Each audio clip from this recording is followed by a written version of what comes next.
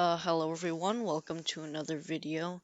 Today I'm going to be playing Bee Swarm Simulator, so for all of you that like this kind of content, well, here's a video for you.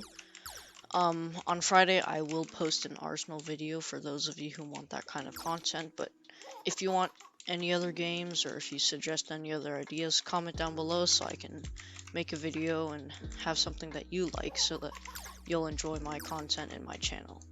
But today in this video we're going to be talking about 8 tips that you can do to help your progression in Bee Swarm Simulator. I know I've made videos kind of like this, but this one will just be the official one, and like I'll throw in some tips from all of my older videos and whatnot. But yeah, so I have 8 tips for you today. But before we get started, make sure to subscribe if you like my content, like this video if you find it helpful, and let's get started.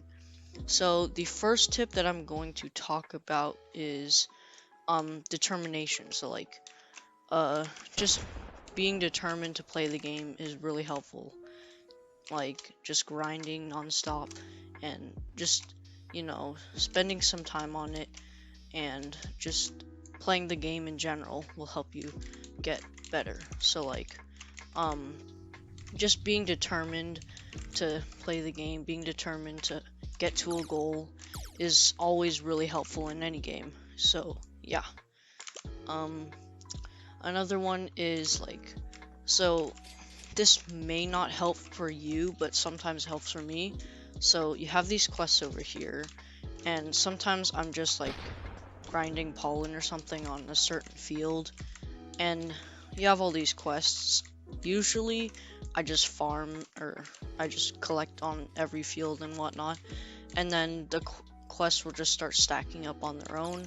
Sometimes if I am quest, like hunting or whatever, quest gathering, I'm not really sure how to say that, but sometimes I will just grind the quest, but usually having the quest to the side will just, I don't know, help you focus on one goal at a time and stuff.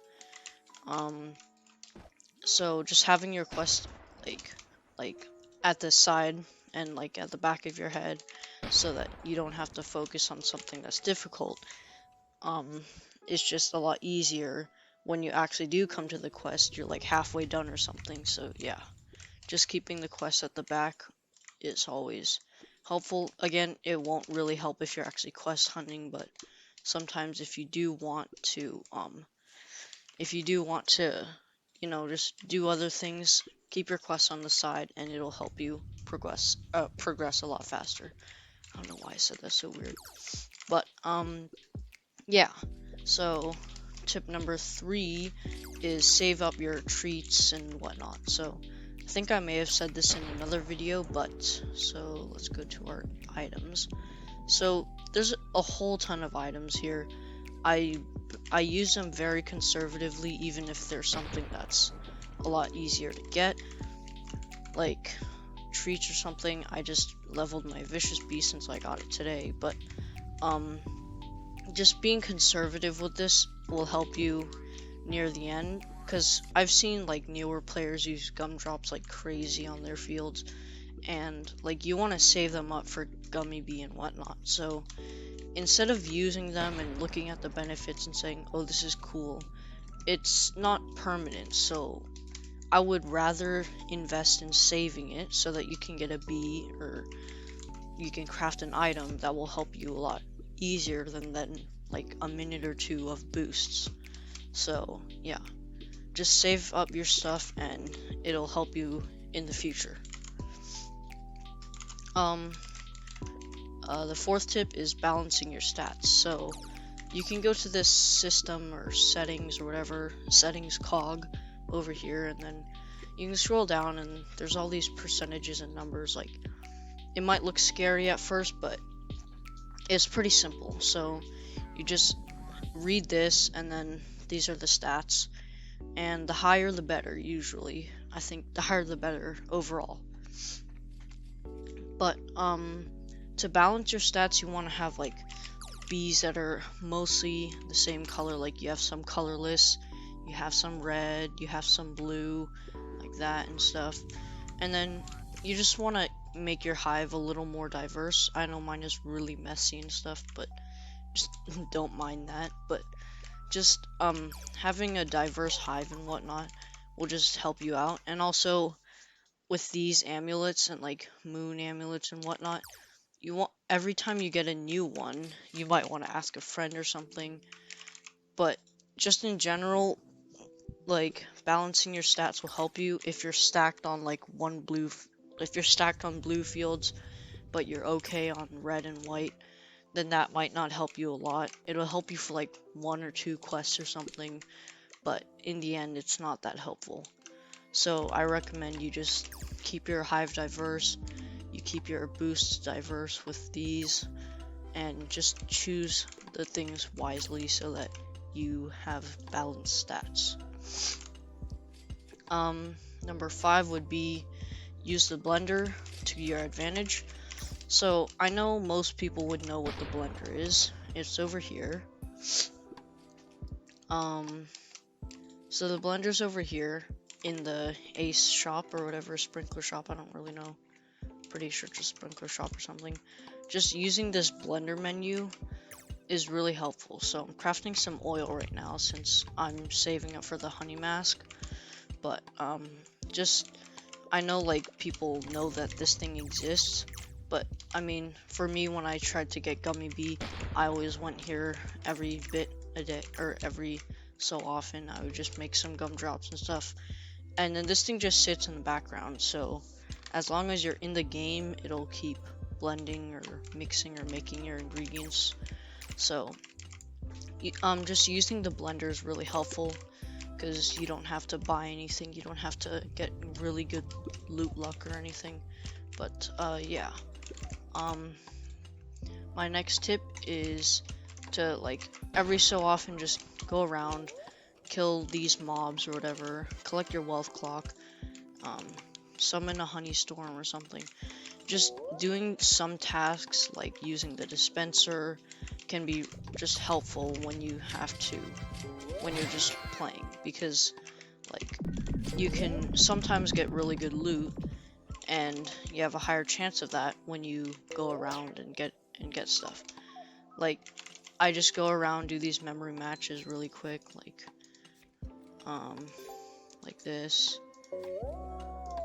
And then you can get some pretty good loot from these sometimes, which can be really helpful. I think I'm really dumb. Yes, I am. Yeah, like a magic bean is really helpful. You can use this treat dispenser to get treats every so often, like 72 treats is really nice. Kill these mobs right here, maybe get some good loot. Yeah, just going around every so often to just kill your mobs to get the dispensers or use a memory match can just help you increase your chances of getting good loot and bond and whatnot. So yeah, the second to last tip I have is just so you have these badges and they're really helpful. In one of my videos about how to get tickets fast, I told you that badges are like the fastest way and most reliable way to get like really good stuff, like lots of tickets. So if you really want tickets, you can go to my video, see some of those things. I'll link it in the description, and there'll probably be a card in this corner right here that'll link you to that. But just badges in general, like you can see what you're closest to.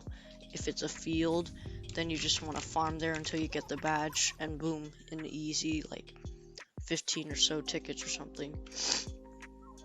But yeah, badges in general are just really helpful. Like just use that to your advantage because it's a really easy way to get tons of tickets. My last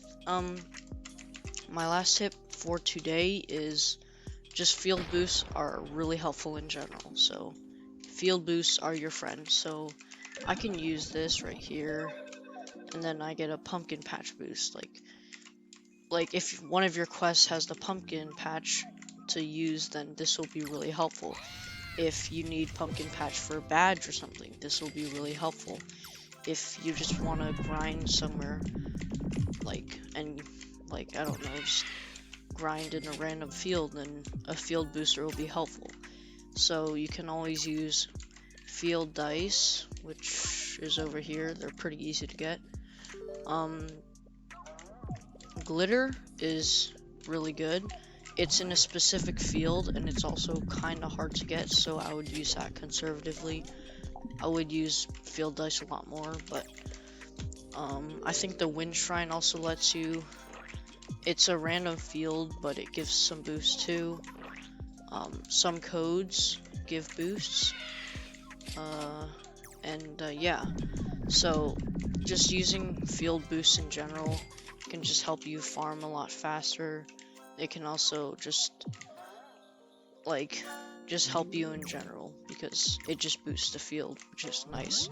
But sometimes if it boosts sunflower, dandelion, or mushroom or something, usually I don't farm there since it would only get me a little amount and it's not that useful unless I really have to farm there. But yeah, those are some tips that I have to help you get better. If you have any more, comment down below. If you have any video ideas, comment down below that. But thanks for watching and bye bye.